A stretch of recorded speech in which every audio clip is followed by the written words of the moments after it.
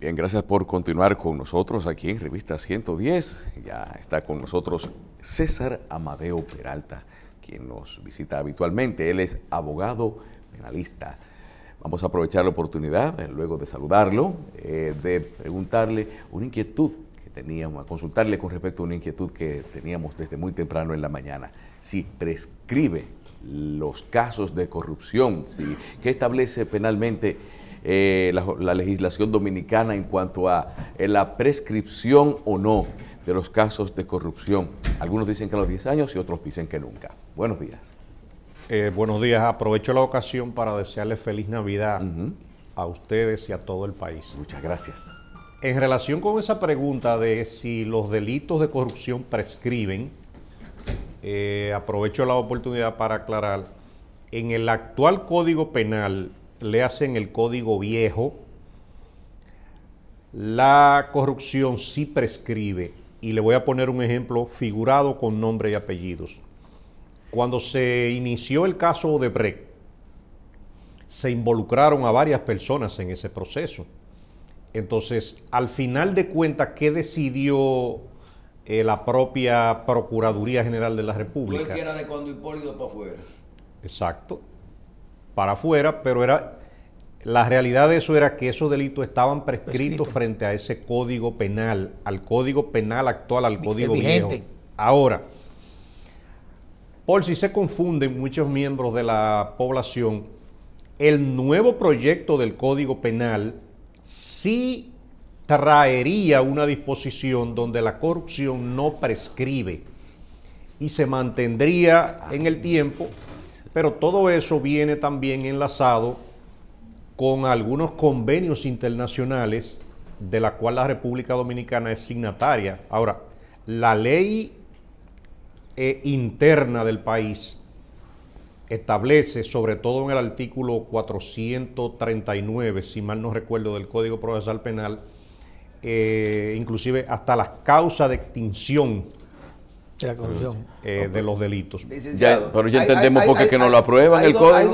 Hay dos temas que son de orden con respecto a la prescripción de la corrupción. El primero, ¿cuáles son los años que prescribe la corrupción administrativa según el Código Viejo, o que prescribiría, ¿verdad? Y segundo, si mañana el Congreso Dominicano aprueba el nuevo Código Penal y se promulga, suponiendo en este momento, en el cual le quita la prescripción a la corrupción, si los delitos cometidos antes del código, del nuevo código, aplicarían al código viejo o al código nuevo, porque dicen que las leyes no son retroactivas. Exacto, entonces háblenos un poquito de esto con relación a si es la imputación después del código o que el delito se cometa. Adelante.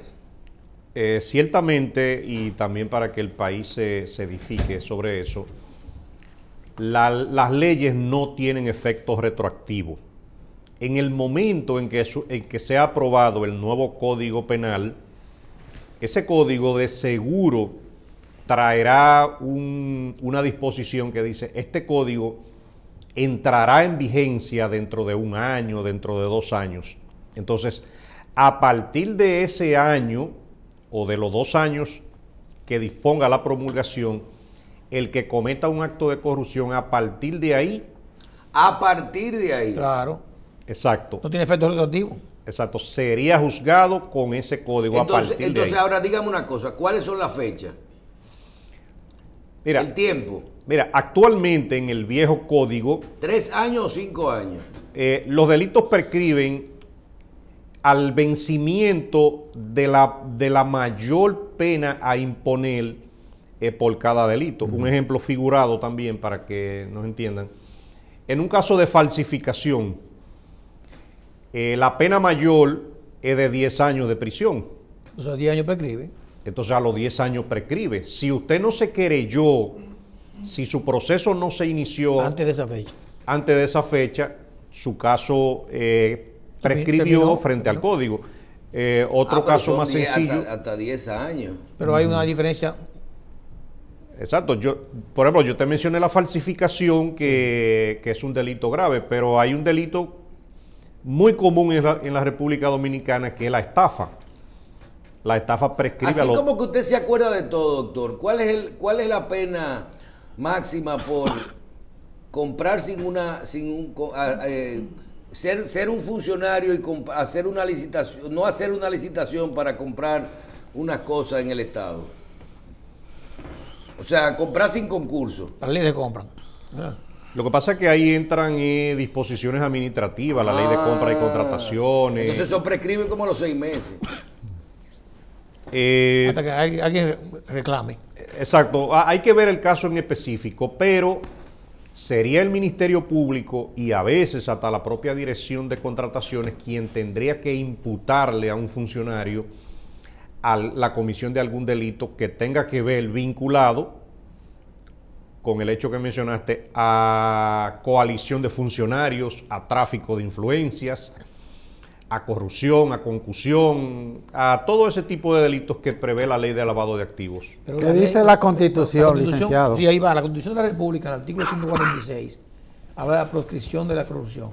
Y no hace referencia en ningún artículo sobre ¿Cómo dice? proscripción. Vamos a ver. Cuando dice que no se diferencia, ¿a qué te refieres? Con relación al Código Penal, que dice que sí prescribe. Sí, te recuerdo que hay dos palabras para que no se confundan. La Constitución habla de proscripción, Claro. y el Código Procesal Penal habla de prescripción. Sí. Entonces, por eso sostengo que ante el Código Procesal Penal, que es la ley que rige los procedimientos, los delitos prescriben. Pero doctor, perfecto, pero un código puede estar por encima de la Constitución. Lo que pasa es que son términos diferentes. La proscripción de la corrupción. De la persecución. Exacto, se refiere a la persecución y a diferentes procesos, pero no se refiere específicamente Al acto de corrupción. Exacto, a la prescripción. Hay palabras que se confunden y por eso yo he tratado de hablarle muchas veces a un país llano, o sea, para que entienda con cierta claridad. Yo le pongo un ejemplo inclusive también muy, muy claro y muy figurado. Cuando el caso de Odebrecht, el magistrado juez de instrucción que llevaba el caso emitió la medida de coerción estableciendo que la corrupción no prescribía. Eso inclusive sorprendió a la clase jurídica porque todo el mundo sabe lo que yo he estado repitiendo desde el inicio. Al final, ¿qué pasó? ¿Qué se hizo con los imputados? Lo mismo que le dije al principio, tuvieron que ser excluidos del proceso porque si ese era un proceso que iban a ser muertos, con todos esos encartados, ahí sí era verdad que ese proceso no iba a servir para nada. Está claro que en caso de la Constitución, en el artículo 146, cuando se refiere a la proscripción, también dice, bueno, el Estado no permite la corrupción, que es la lógica. O sea, aquí nosotros entendemos que nadie va a ser corrupto. Ahora, tú tienes que irte al Código Penal para ver qué dice el Código Penal sobre esa sanción, sobre ese delito. Sí.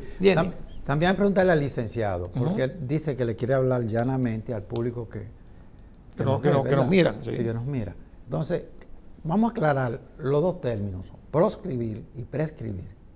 ¿Cómo aclaramos eso en términos jurídicos? Intenté darle una explicación, habría que consultar bien las palabras en el diccionario, pero... Es prohibir, proscripción es prohibir. Sí. Exactamente. Proscripción tiene que ver con que uno nunca dejaremos de perseguir la corrupción. Sí. Ahora, en la prescripción es si usted comete un acto, sí prescribe. Si vence o no. Si vence exacto, si vence. Ahora, doctor, hay un debate con el tema de los casos que está manejando el Ministerio Público, que se están alimentando en gran medida por informe de la Cámara de Cuentas. ¿Hasta qué punto, por ejemplo, la Constitución, el artículo 44, habla del derecho a la intimidad y el honor personal? Y digo lo siguiente, voy a leerlo, por favor. Toda persona tiene derecho a la intimidad, se garantiza el respeto y la no injerencia en la vida privada, familiar, el domicilio y la correspondencia del individuo. Se reconoce el derecho al honor, al buen nombre y a la propia imagen.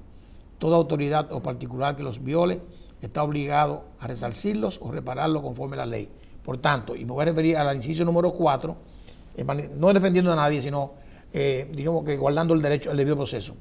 El manejo, uso o tratamiento de datos e informaciones de carácter oficial que recaben las autoridades encargadas de la prevención, persecución y castigo del crimen, solo podrán ser tratados o comunicados a los registros públicos a partir de que haya intervenido una apertura a juicio de conformidad con la ley.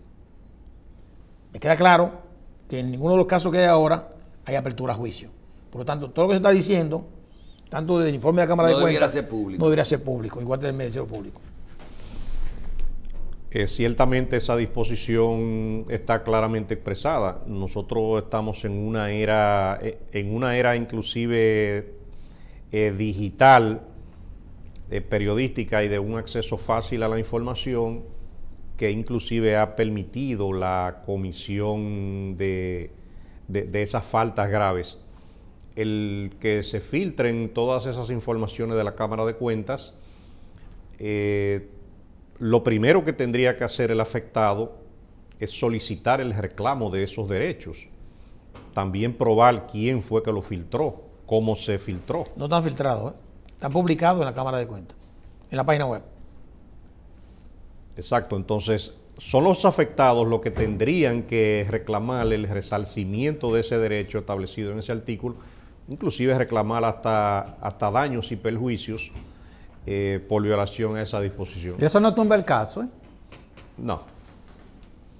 Al final de cuentas, no. Doctor, hay un tema, cada caso tiene un principio, ¿verdad? Y un momento en el que ya se ejecuta el hecho. Recuerdo a Andrés Terrero cuando nos explicaba sobre lavado de activos, por ejemplo, y te decía que el lavado de activos es cuando un bien, producto de una actividad ilícita, tú lo metes en el mercado, pero que cada vez que ese bien produce algo o se mueve, se activa o se activa de nuevo el delito. Por ejemplo, yo pongo siempre el ejemplo más fácil, que es si usted con un dinero que se robó, usted es acusado de robo, ¿verdad? O de un soborno, usted con ese dinero de soborno, ese es el soborno. Ahora, si ese dinero usted lo deja en una funda, a usted solo lo van a acusar de soborno si se lo prueban. Pero si ese dinero usted compra un apartamento con él y ese apartamento usted lo alquila, cuando usted lo compra, usted está lavando el dinero, pero después, y ahí termina el delito. Pero cuando usted recibe cada vez un alquiler de ese apartamento, si usted lo alquiló, entonces eso todos los meses vuelve y se activa el delito de lavado de activos. Por eso vimos en el caso de Brecht, por ejemplo, que uno de sus imputados no salió, no le probaron corrupción, ni soborno, ni nada de eso, y lo que le están es cuestionando su patrimonio. Y el otro lo acusan de soborno. Sin sobornado. Sin aparecer a quien sobornó. Entonces, hablen un poquito de eso, de cómo prescriben, porque uno ve ciertas veces que una persona le dicen, no, usted lo que recibió soborno, asociación de malhechores, lavado de activos. Entonces, es por eso que le ponen todas las imputaciones, por tema de prescripción. No, cuando en un caso se establecen diversos delitos, es porque lo prevé el Código Penal o lo prevé la Ley de Lavado de Activos o cualquier otra ley en ese sentido. Cuando una persona comete un acto de corrupción y depende cómo lo hizo, lo van a imputar por corrupción, lo van a imputar, por ejemplo, como en el caso del Fompel, por coalición de funcionarios, por tráfico de influencias. Esas son disposiciones de la Capite 11 de la Ley 155.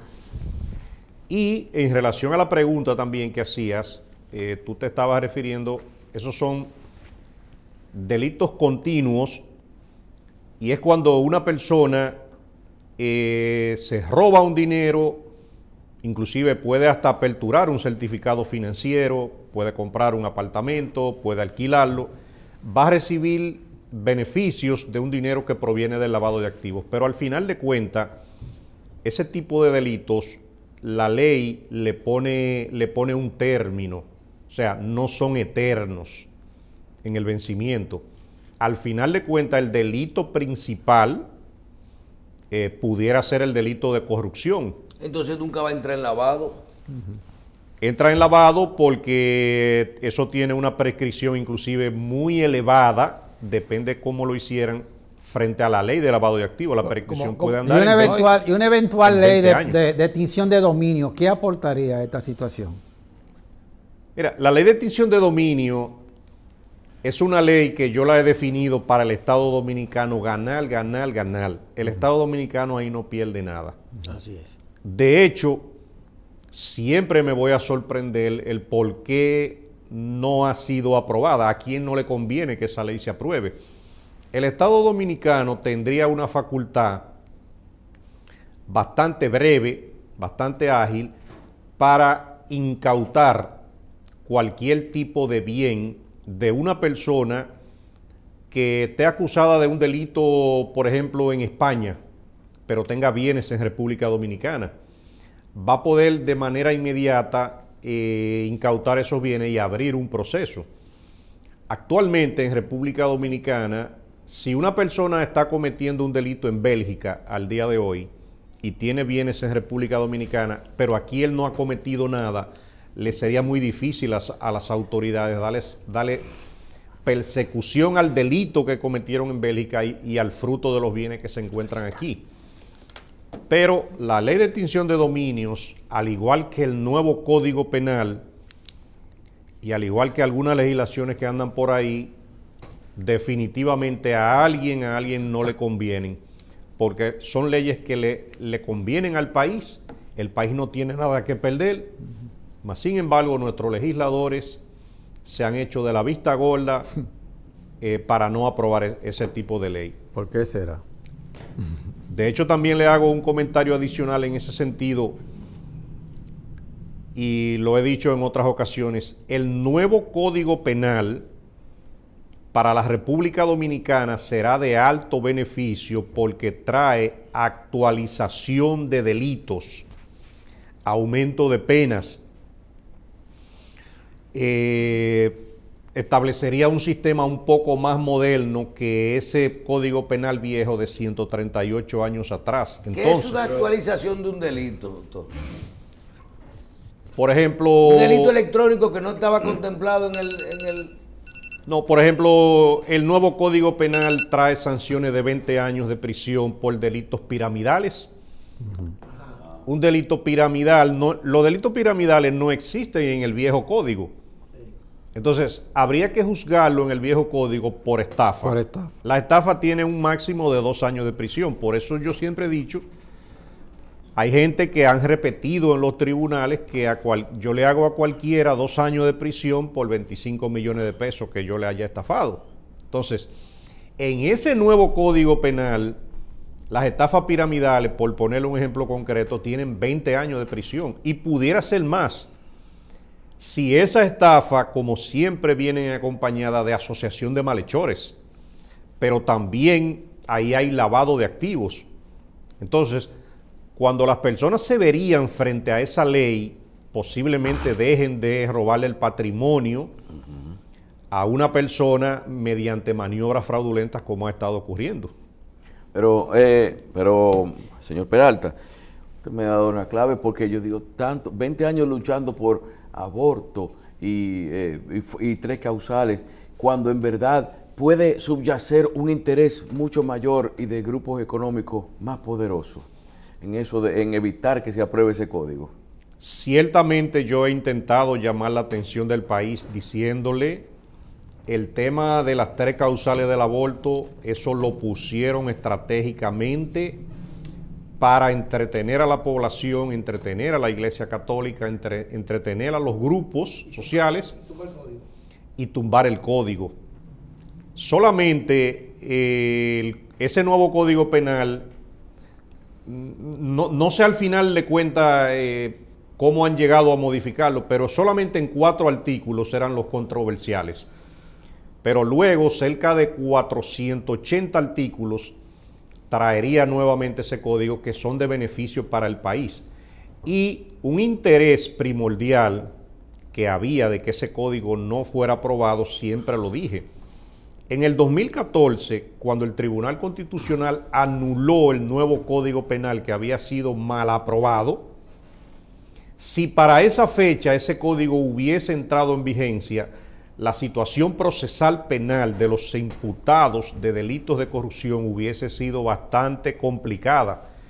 Ahí hay personas que estuvieran concursando para 60 años de prisión y no como están concursando hoy, posiblemente para 20. Entonces, ese es el interés de que no haya sido aprobado ese Código Penal. Doctor, evidentemente que el Ministerio Público y el gobierno ha hecho una lucha contra la corrupción que todos aplaudimos, y que lo que esperamos es que haya un debido proceso y que las pruebas realmente sean bien fuertes para poder encauzar a los que realmente hayan cometido el delito. Un mensaje final en estas Navidades para nuestro televidente de Revista 110. De nuestra parte, un mensaje siempre para toda la población es que lo pasemos en confraternidad, en armonía.